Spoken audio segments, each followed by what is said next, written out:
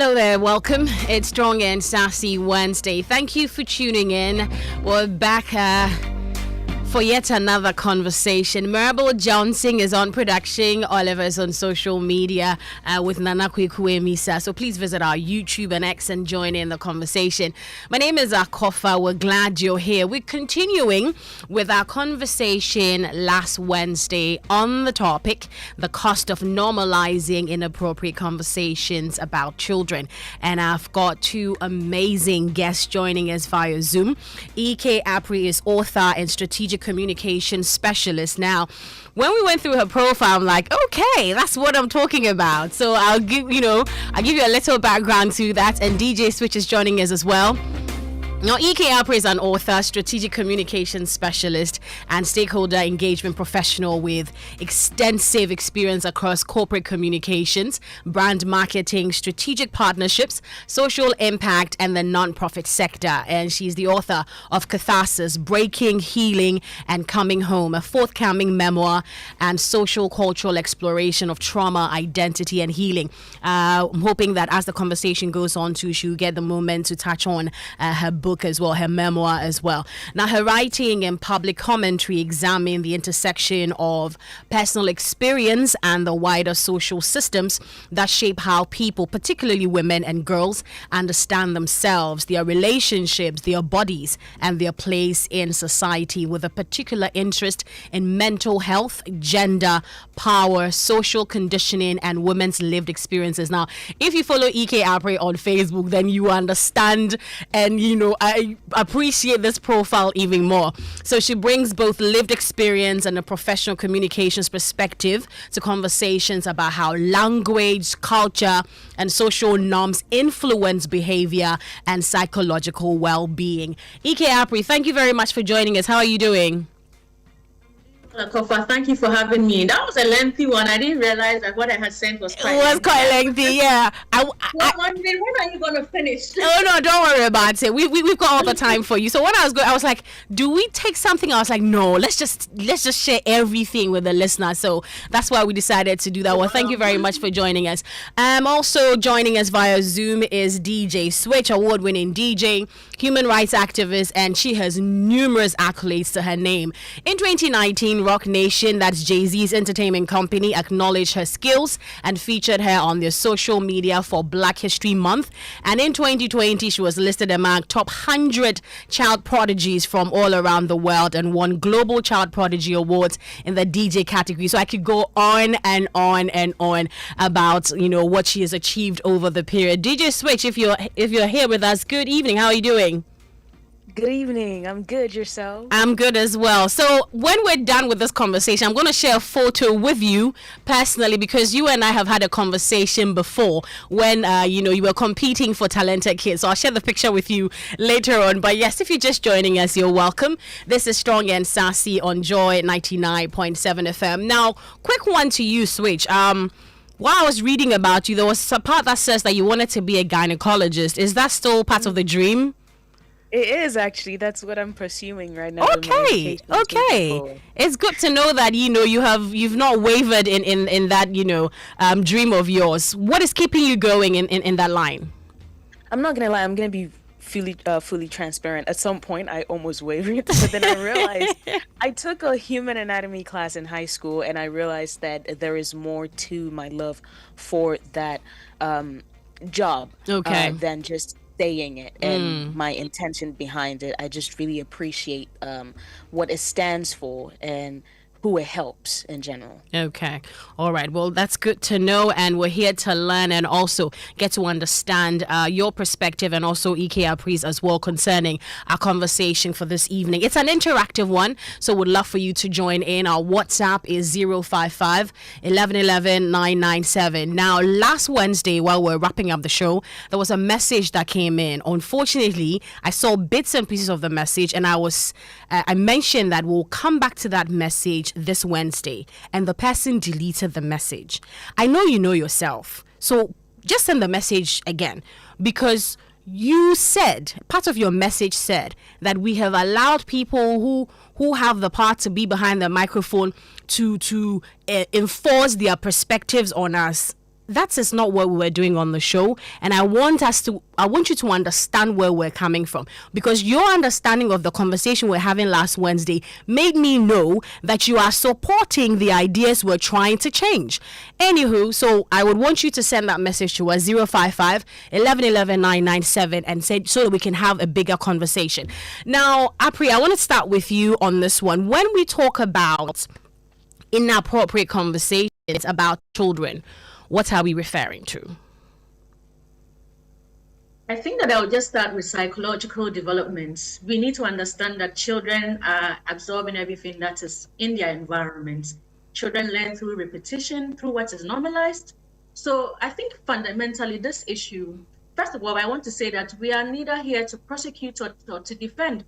We have these conversations because we recognize that there are issues within our society that we've normalized. And these aren't normal, right? When we talk about what is appropriate or inappropriate, we are adults. As adults, we have a certain form of framework, a certain form of development that we are able to absorb information and conversation and messaging that is different from what a child will do.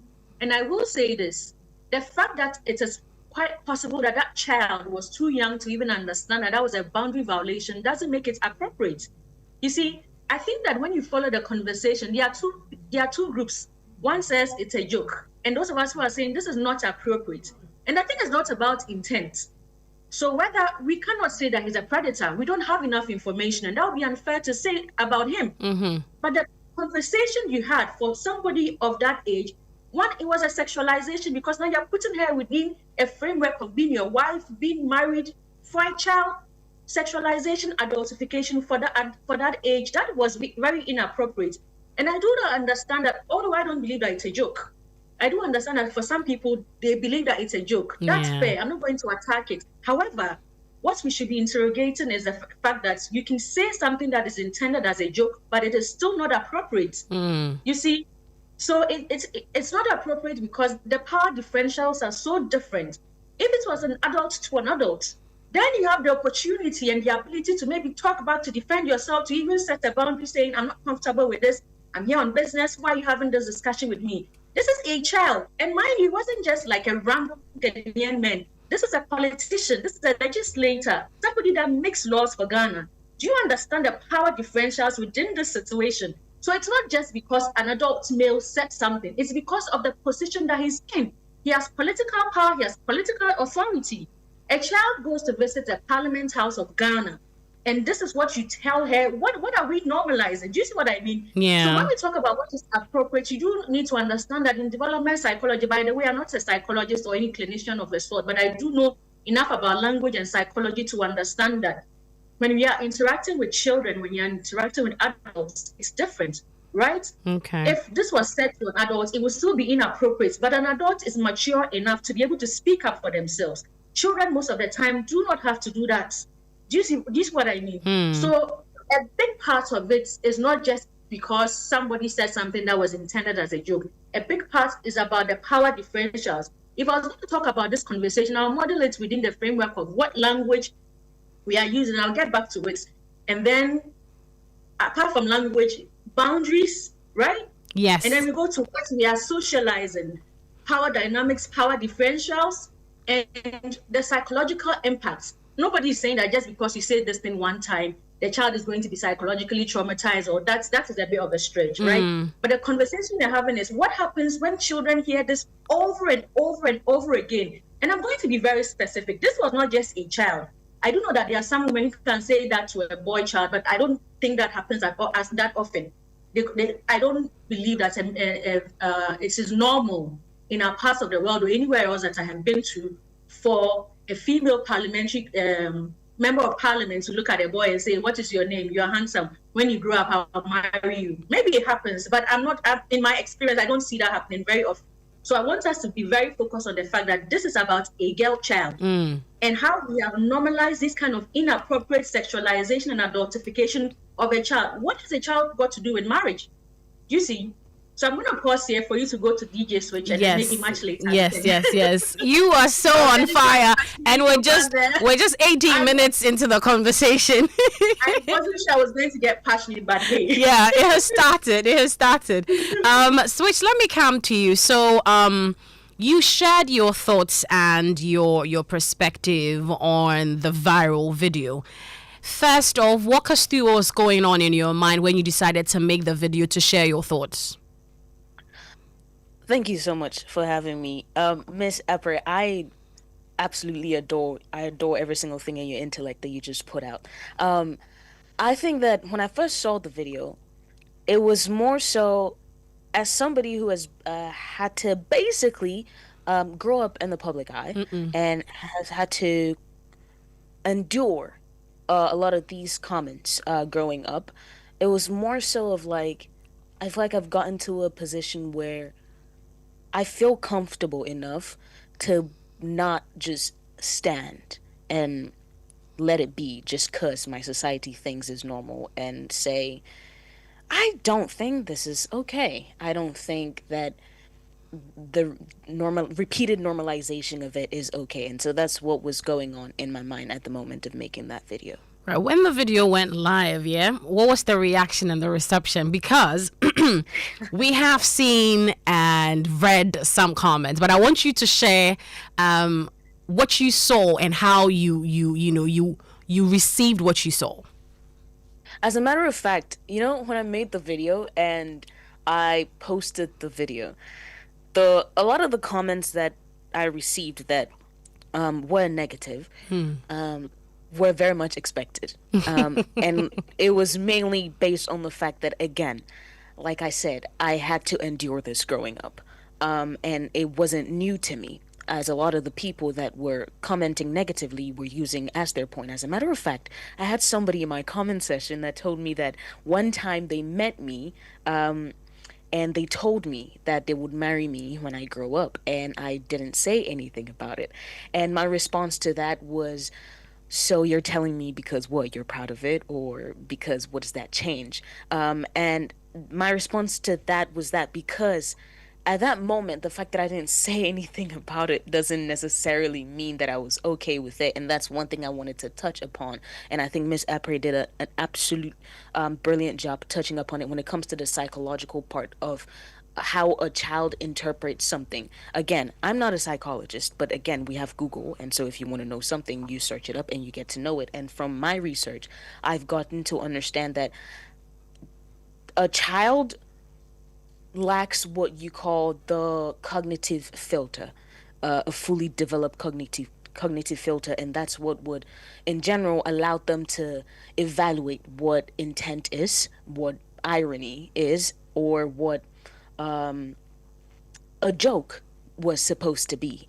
And so I believe that in that context of me not saying anything, it wasn't because that I thought it was okay. It was just because at that point I probably necessarily feel the need to really understand what an adult would look to a child and say such comments to.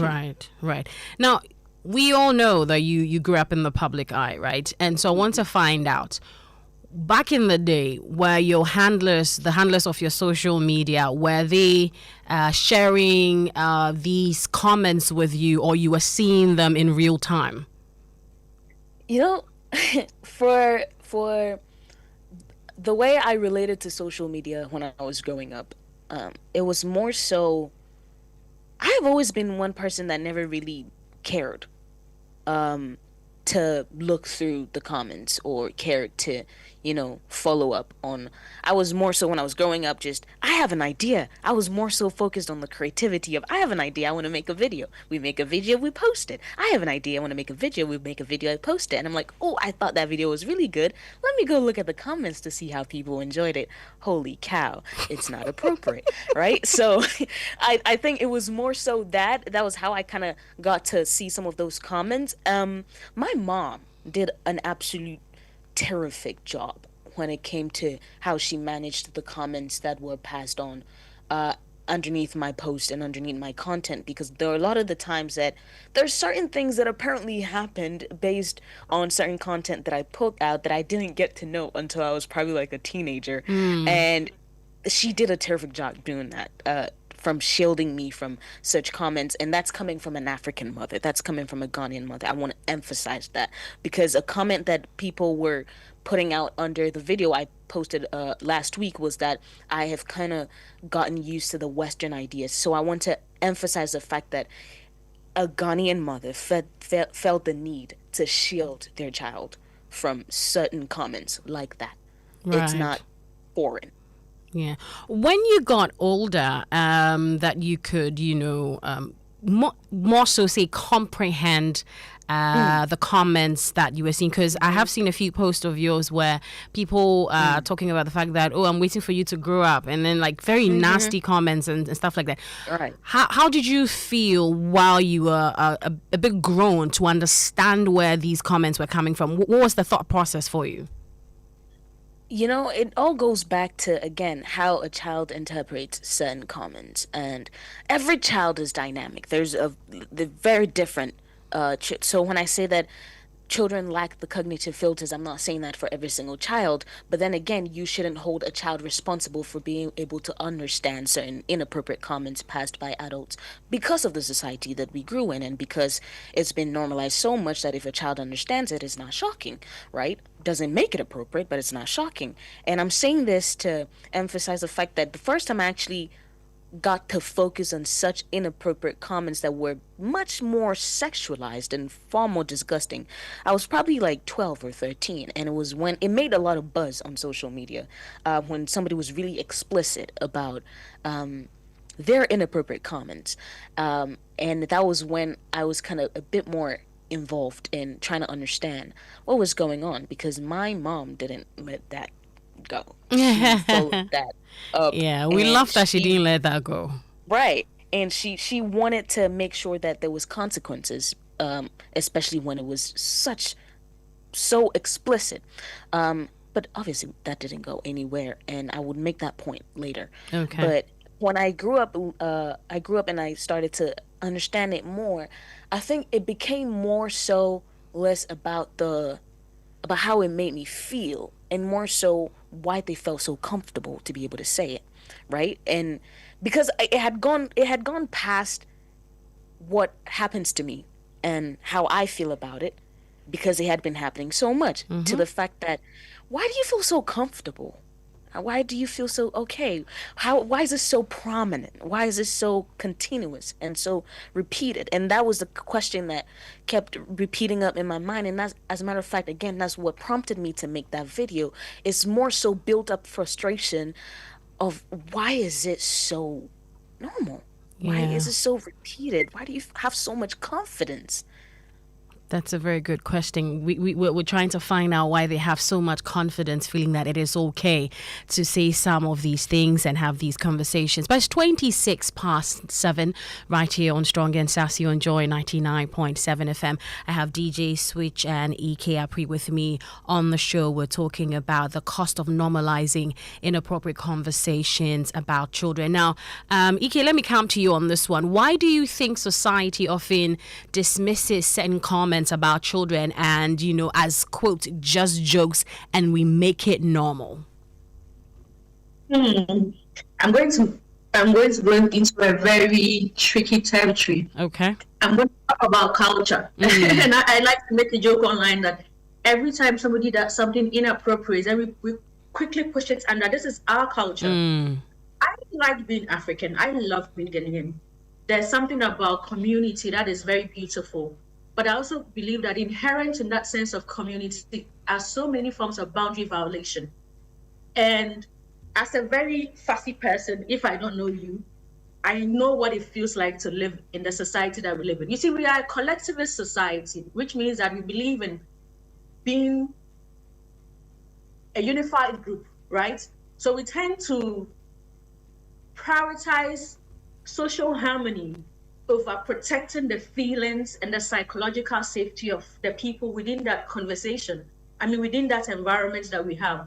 So, for example, somebody can do something so untoward towards somebody, and we don't allow the person to speak or to enforce that boundary or to maybe even look for justice, because we are concerned that it's going to stop something, or it's going to affect the unity of, say, the family say the work of say. So what we have is that we have normalized boundary violation, because if you're somebody who knows how to speak up, somebody who can say that this is inappropriate and this makes me uncomfortable, then you are seen to be disrupting the general peace. Because we say this all the time and we joke about it. Why are you being so finicky about it? Why are you being so brony? And it's kind of funny. I was so glad when DJ Switch mentioned that her mom is a Ghanaian mom, because a lot of the times when you meet somebody like me who is very outgoing but at the same time has a lot of respect for her boundaries, they always want to push it under, oh, you must have spent a lot of time outside Ghana. You must have been socialized to be outside Ghana. That's why you think this way. But no, these are things that I believe that somebody who is healthy enough would be able to recognize, that just the fact that I'm in communion with you does not mean that you should be allowed to say what is not appropriate to me. Do you see what I mean? Yeah. So we have normalized it because we are not a society that likes to call out things that are inappropriate, because then, oh, you're going to make the person uncomfortable. And I want to go back to talking about children. You see, the beautiful thing about culture is that we give a lot of reverence to adults, right? And we have quotes in our canon and all those things that if you are in an interaction with an adult as a child and there's a mistake, you have to take the responsibility. It's beautiful. It comes from the tradition of believing that with age comes experience, with age comes wisdom. And most of the time, it's true. However, we don't recognize in that cultural dynamic that children also have rights. Children too can have their feelings hurt. A child may be uncomfortable. DJ Switch mentioned an example of somebody saying that he told her some years ago, and she probably doesn't remember because she was very young, that he wants to marry her. She didn't say anything. But clearly, she wasn't mature enough to have been able to advocate for herself, to have been able to draw a boundary and say, I'm not comfortable with this conversation you're having. But it did affect her. That's why she's talking about it today. That's why she saw this go online and she said, I have enough personal experience to want to jump in on this conversation. By the way, DJ Switch, I went to your TikTok to watch the video and I saw the comments and my heart, I was like, whoa. You and me both. You and me both. Oh my God. And I think sometimes we like to think that, oh, maybe they don't understand it because they have not experienced or they've not met anybody. But this is somebody telling you, it happened to me. And this is how it made me feel. She has personal experience. I believe you're about 10 years old by my calculation when you won that show. Yeah, the show. So this is a 10-year-old person who has about 8 years of experience saying that I have been, what's it called? I have been put under this kind of scrutiny and under this kind of commentary, and I'm not comfortable with it. And you are telling the person that what she's acting, I don't even know what the comments were, but what I noticed is that you sent evidence, you sent screenshots. Exactly. There were screenshots of what people were saying, right? And sometimes we like to push it under, oh, it's the men who don't understand.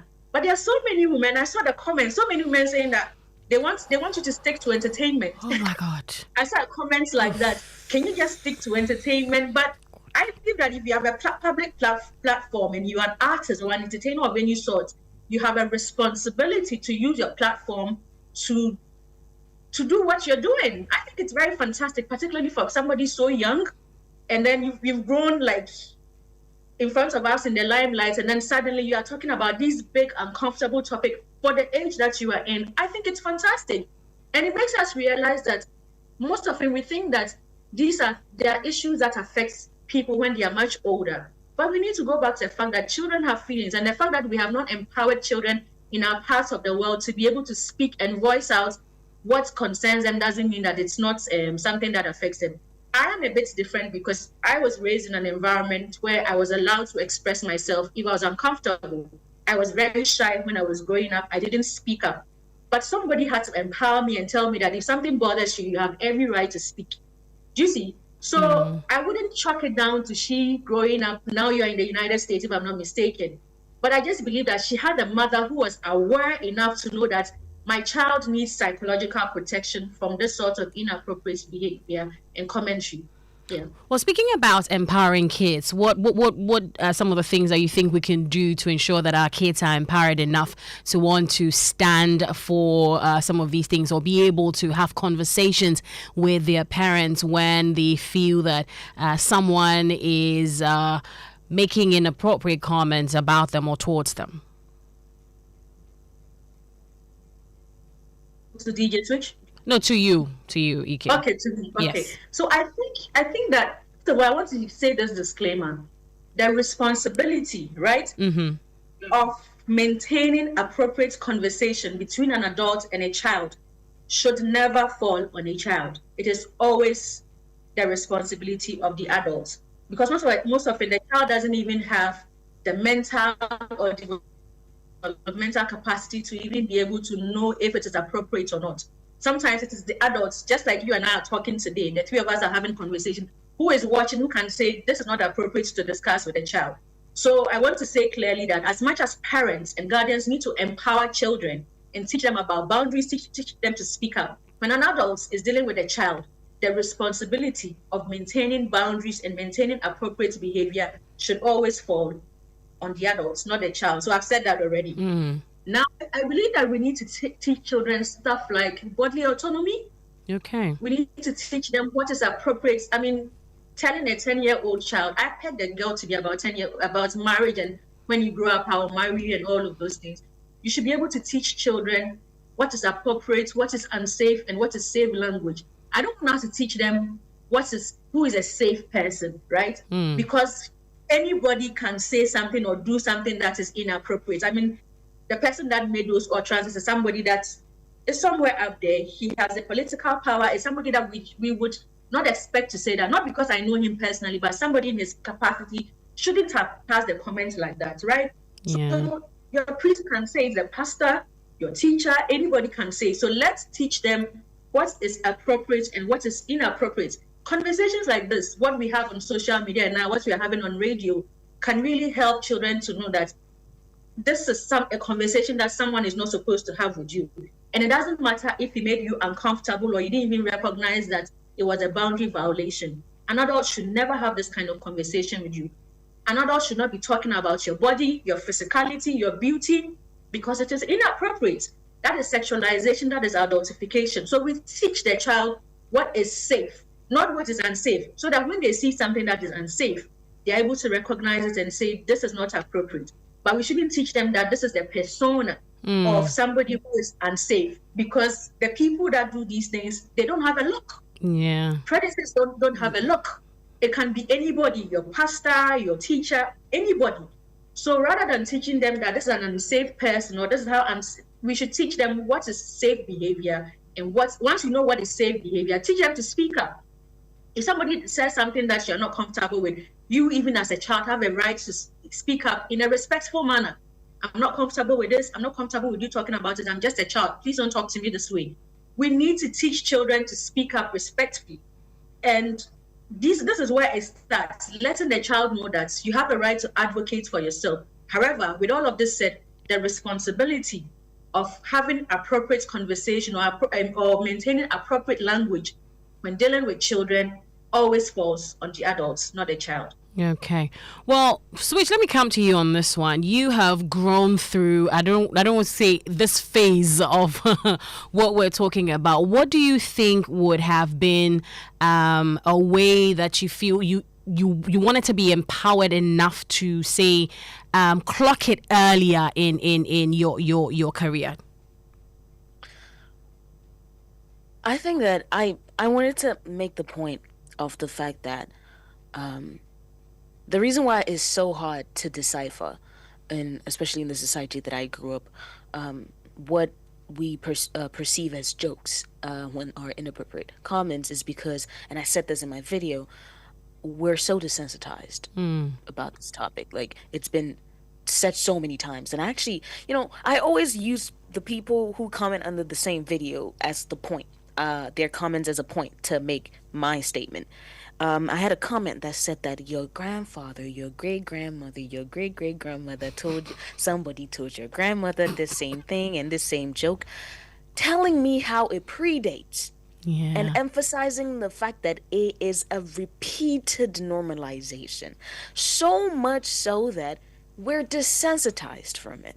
So if it can date back to my great-grandmother, that should tell you that right now, if they're saying it, you can tell the amount of confidence that they have, like, with saying certain things like this. And I also wanted to emphasize the fact that there were a lot of people that were talking about how, like, it was just a comment, it wasn't an act, it wasn't they didn't necessarily say anything about it. And I want to emphasize the fact that this has nothing to do with the person that said it, but more so what was said and why there's so much buzz about. Because in the light of somebody saying this as a joke, there's somebody somewhere who is hiding behind this joke to act upon it. Absolutely. There is no dispute about that.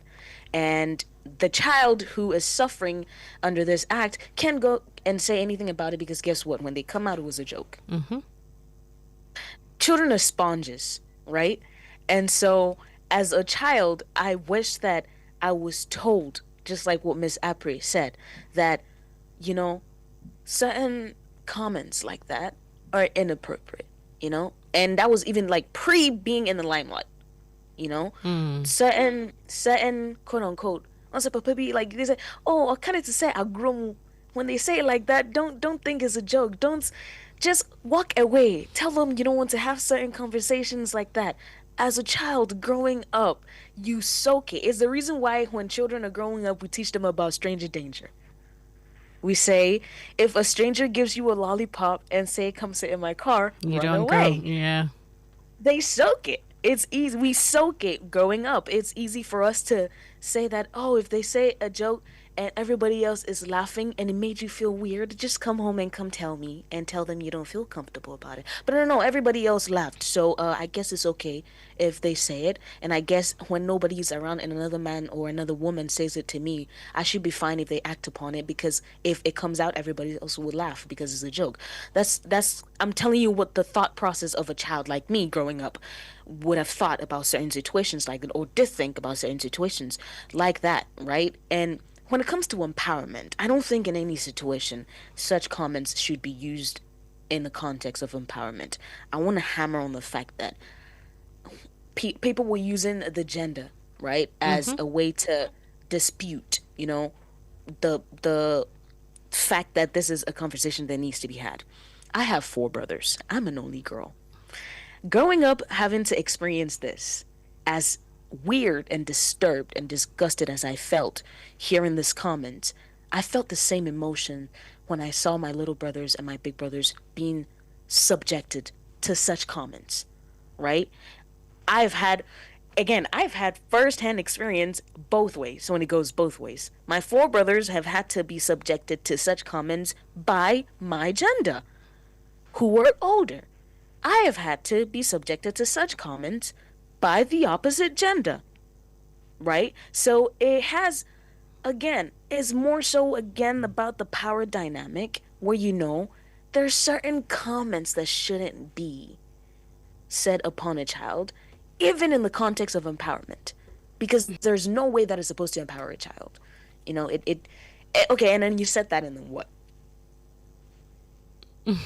Right. The ... the silence. Yeah, silence. That's my point. Right. Yeah, I get it. I want to also find out from you. So when we were watching some of the reaction videos with the video you made, there was one where a man said, oh, mpanyinfoɔ kasa wɔ akwadaa no kɔtena baabi. Listen, Rebel Johnson. Anyways, so I took my time and I went through the comment sections, and then I saw, and he's right. Why is a child joining in this conversation? You're a child. What do you know? And I was so crestfallen. I'm asking myself, so this is someone who has already in the video has already said that she had experienced this growing up. And now you're saying that she's not in the right place or space to talk about it. How do you feel when such comments are made? Because then they are saying that, oh, you are a child. You don't know what's happening. This is our society. This is our culture. Sit somewhere. What do you say to comments like that? There are about 2 or 3 things that I want to emphasize when it comes to that context. The first thing is, before the video was made, there was an adult that reviewed the video I posted. That adult being my mother, my father, my manager. And so if I had adults around me that saw the video and saw my video and every single thing that I said and felt as equally disturbed and felt, you have the platform and you have the experience to be able to advocate, post it. I don't think it has anything to do with age at that point, and more so that was a valid point to be advocated for. A second thing is, again, this way it draws back to culture, right? when I came here, in conversations that adults would have, and by saying when I came here, when I moved from Ghana to the United States and where I'm at, right? Since we want to use Western and culture to dispute our, comments. There are conversations that the adults would have that would consult the intelligence of a child. There's a reason why there's something called a student body in school, and the student body is led by students so that we can get the point of view of a child when adults are making decisions surrounding that child, right? In a conversation that has to do with a child, I don't think it's fair enough to say that a child can't make valid points pertaining a child against an adult. Right? So if you say mpanyinfoɔ kasa wo akwala no woni dan a ye ka akwala ho asɛm na akwala na ka kyerɛ wo sɛ mema akwala no asɛm na waka no, this is how it affects me, I feel like that tells more about you than me, because I feel like this is a topic about me and my age group and things that we have had to endure growing up, right? And so I just laugh. I laugh so much because I don't feel like age has anything to do with the wisdom that a person can put out necessarily. Maybe the understanding to some extent, the experience. A child can have an ideology of something to be able to say, but for me to be able to say it into depth, there has to be somebody with experience that can back it and give me that experience. In that case, that is myself or another adult, if I didn't have that experience to back the ideology for me to say, oh yeah, you're making a really good point. For you to be a child to make that good point, in fact, let me add this on so that you understand it more. Then I soak it, then I come and tell you, right? So it has nothing. I laugh every single time when I hear it. My mom laughed when she saw that video. Oh, she has seen that video. Oh, we laughed out of absurdity. Okay. Absurdity. Right. Yeah. EK, let me come to you on that one. So, just as she mentioned, it's something that's happening about children, about making sure that our environment is safe for them. And someone who has been at the receiving end of such inappropriate comments comes in to share her thoughts. And people on the internet feel that she's too young to have this conversation. How can we as a people start move forward in the sense that we are embracing all aspects of this conversation, where we're making room and making space for the younger kids to also be part of this conversation? That's interesting. It's interesting that in 1990, Ghana became a member of the UN Convention on Child Rights, right?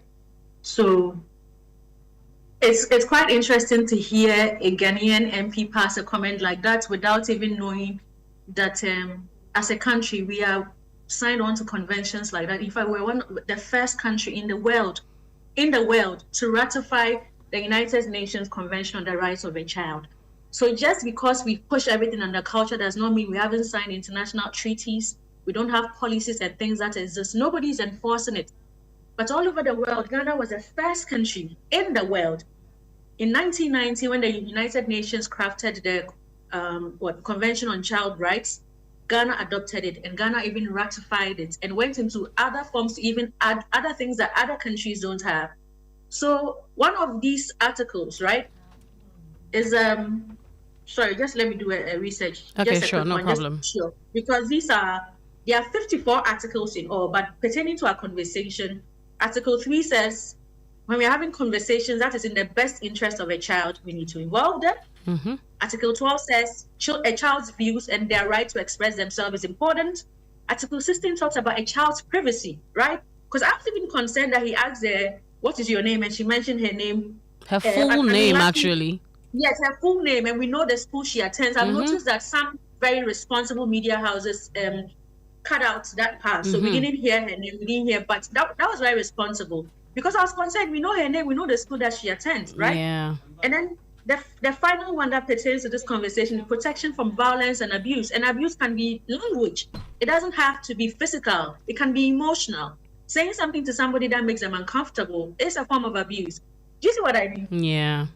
I think It's quite interesting. And what DJ Switch said that I liked, you talked about student council. I was a student council member for the most part of my education. So I have learned to sit with people older than me to advocate and to speak.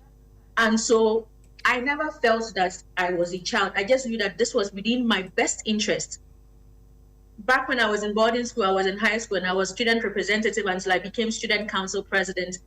I understood that I had every right to speak because the headmistress would call me.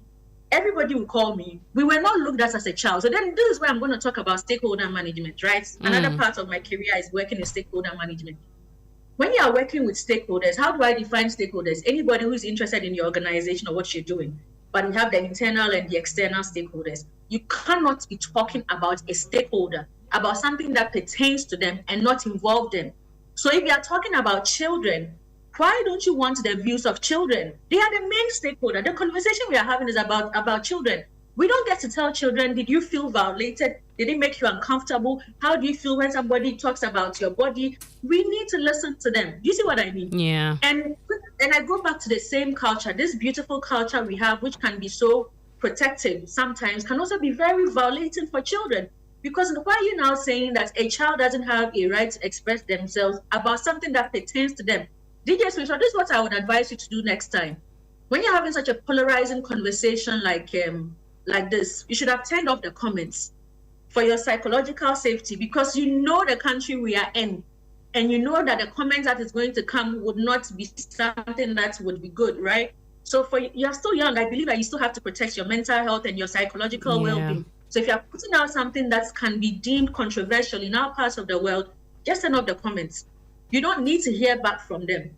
Do you see what I mean? But you had every right to express, even if you had not experienced it yourself, you being a young adult and you having a platform can talk about it, but you had first-hand experience. And it's not just you. There's another lady, I think she's a poet, who was also on the same show. Yes, I see the comments that they talk she also about. went through that as well. It's not an isolated incident. It's not just about DJ Switch alone. The girls that have been on those programs, people are essentially saying, we can't wait for you to grow up so that we can marry, so that we can. It's very uncomfortable. You see, so what DJ Switch said was very, very spot on in terms of stakeholder management, stakeholder engagement, stakeholder relations. We don't get to say that because you're a child, you cannot have an opinion if the conversation and the topic and the issue is about them. In this case, the children are the major stakeholder in this discussion. So why should we not bring them to the drawing board or have them have a chair at the table? How do you talk about me if I'm not there? It's like having a women's empowerment program and there's no woman there. It doesn't make sense. So if you are talking about children, you need to have children sit on the table to be able to also express themselves. Mind you, I'll go back to the fact that Ghana is part of the UN Convention of Child Rights, and we are part of it. And we believe in letting children express their views and all of those things. So every now and again, I think we should be emphasizing some of these things. Yeah, because nobody talks about it. It's good that you're sharing that, because I feel like it's looking like, oh, it's only done on paper, but in real life, or when we come to the ground, we usually don't see that happening, because we have been to some other gatherings where when kids are around, they're being shut up, like they're being asked to, don't say this, and it makes the kids timid. Like you end up making this child feel like, oh, I cannot express myself, and so if this child doesn't take care, they don't grow up getting out of that. I would like to call it like getting out of that funk. And so one other question I want to ask you is, how then should, say, schools, churches, and the community play in protecting our children? Because we need to start from somewhere. So there are safeguarding and child protection policies that can be implemented in schools that are very, very focused and prioritize the psychological, emotional, and physical well-being of children.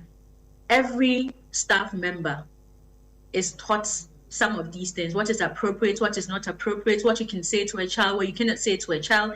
Even as far they even go as far back as recruiting. When you're recruiting somebody, you listen to them during the interview, you can figure out that this is not somebody that can work around children. You should figure. So it doesn't even go into, we've already employed you and we are now forcing an ideal on you. Right from recruitment, HR managers within schools, whoever it is that is recruiting, should be able to tell if this is a safe adult. So safeguarding child protection, one is a proactive step, one is a reactive step, but whatever it is, if you don't have it already, as these conversations are coming up, because it's not an isolated conversation, this is not an isolated situation, it's happening quite often. Yeah. And thankfully, through the power of social media and digital media, we are seeing all of these things, right? Mm-hmm. So I think what can be done is that institutions should establish safeguarding and child protection policies and teach the adults what is appropriate language, what is an appropriate interaction with the child, what is not appropriate. These are things that can easily be done. It's done in so many well-versed international organizations. Even in Ghana, there are institutions that have these things for children. A church is, I like the fact that you mentioned church. I'm thinking more of education, but a church is also a place where children interact. Yeah.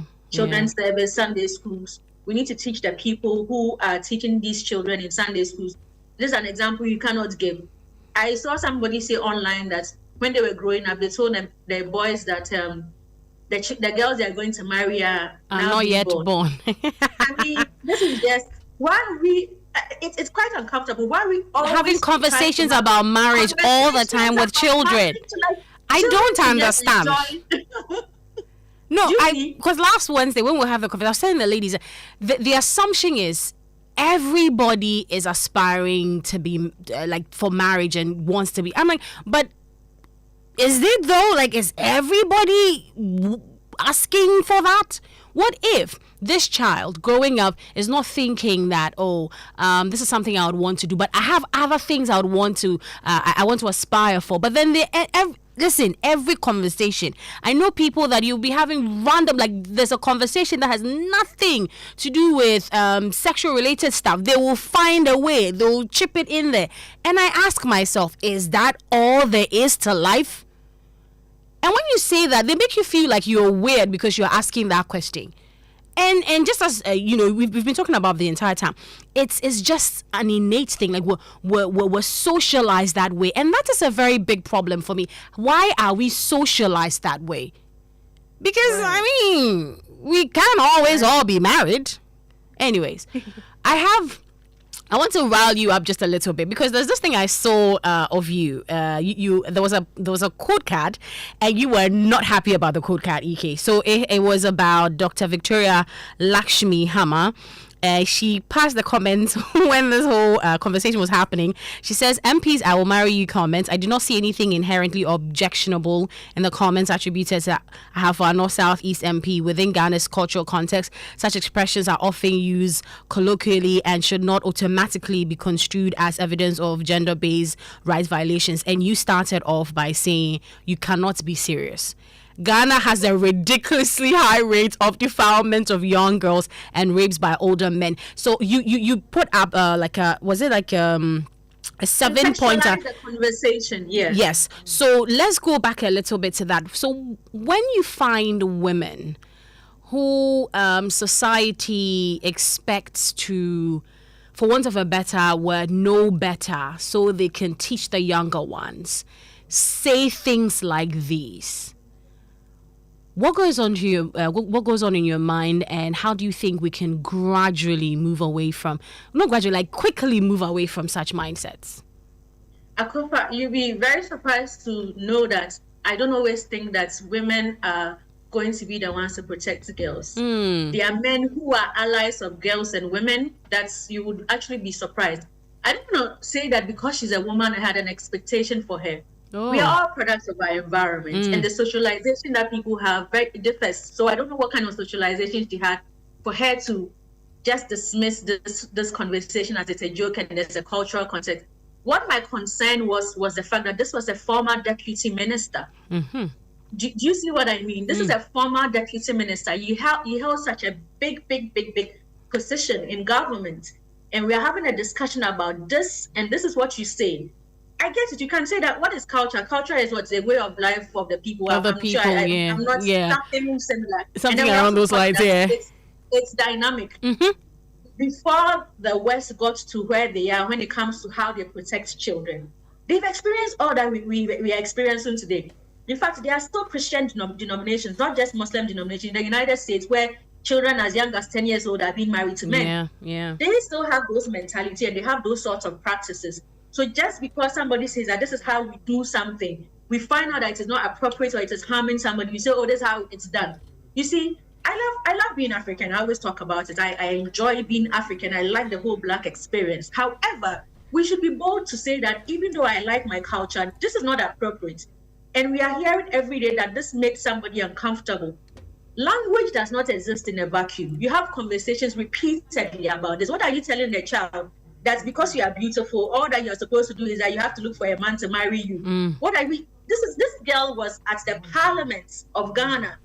It wasn't like we met her in the markets. All of that plays a role. You see, the fact that the venue, the occasion, who was speaking, we can't isolate those incidents. This is a member of parliament saying that if it's just an ordinary Ghanaian man, then the anger and I think the outburst will not even be so strong. We'll try and educate him. But look at the positions of power you occupy, both of you. One person, he came with an apology. I don't buy the apology, but at least he realized that he needed to apologize. And for me, that's a first step. We don't defend what doesn't, what isn't appropriate. What the man said was problematic. And we need to admit it. Pardon? And so we need to admit it. And we need to admit it. I do get that maybe you have a personal relationship, you want to come to the aid of the person. But that's why I began by saying we are not prosecuting him or we are not defending him. This is a social issue that happens very often. This is just an example, like a case study that we are using. So it's not a personal attack on him or a defense we are supposed to do on him. So Ike, unfortunately we've run out of time, but I want you to quickly chip this one in. If a 12-year-old is listening to you and they have experienced this before, what would you tell them? And please do that in 30 seconds, and Switch will also do so in 30 seconds as well. It's not appropriate, and you should speak to your parents about it and let them know that it made you uncomfortable. Even if it didn't make you uncomfortable, let your parents know about it, because you've been taught that an adult is not supposed to be speaking to you that way. All right. Well, thank you very much. Switch, quickly. I was taught something. If you're listening to this, if you see something, say something. And that's a motto that I've learned here when I moved to the United States. And that's something that if you're watching or listening to me, you should live by it. If they say something that is weird, listen, if you think is weird, say something. Don't be afraid just because you're a child. Okay, well, thank you very much for joining me. Apprey is author and strategic communication specialist and DJ Switch award-winning DJ, human rights activist. They joined me to have the part 2 of our conversation on the cost of normalizing inappropriate conversations about children. If you missed out on the conversation, please check it out on our socials, our YouTube, Joy 99.7 FM. My name is aKorfa. This has been Strong and Sassy. We'll be back on your radio on Wednesday. Show's produced by Mirabel Johnson with support from Anita Tay, and also we had Oliver and Anakwe who make us visible on social media. Thank you out there for also doing the listening. My name is aKorfa. We'll be back on your radio next Wednesday. Kofi Hayfoot is up next.